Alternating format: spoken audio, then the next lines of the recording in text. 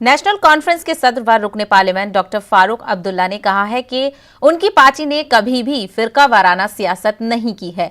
उन्होंने इल्जाम लगाया है कि बीजेपी और आरएसएस ही फिरका बंदी की सियासत करते हैं।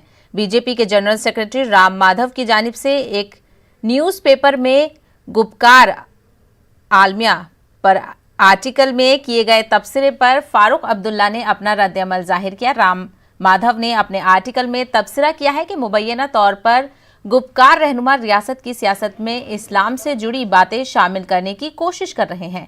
डॉक्टर फारूक अब्दुल्ला, उमर अब्दुल्ला और दीगर एनसी लीडरों ने मरहूम शेख मोहम्मद अब्दुल्ला को उनकी बरसी पर खराज अकीदत पेश किया। एनसी लीडर और वर्कर्स के एक ग्रुप ने मरहूम लीडर को नसीम बाग श्रीनगर में खराज अकीदत पेश किया। में कभी भी मजहब के नाम पे सियासत नहीं चला, कभी नहीं। हमारी हिस्ट्री है। और शहरी कश्मीर का नारा क्या था? शहरी कश्मीर का क्या इरशाद? हिंदू मुस्लिम सिख इत्तेहाद था।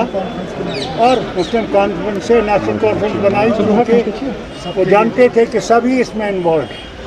इसमें गुर्बत में, मुसीबत में हिंदू भी है, मुसलमान भी है, सिख भी है, बौद्ध भी है, ईसाई भी है। तो फिर आज हम कैसे कम्युनल हो गए? अगर कोई भी शख्स कम्युनल पॉलिटिक्स आजकल खेल रहा है तो बीजेपी खेल रही है, आरएसएस खेल रही है। ये तो आपको पूरा पता है। हमने कभी ये खेल नहीं खेला और वो खेल रहा है और उस खेल में वो डूब जाए।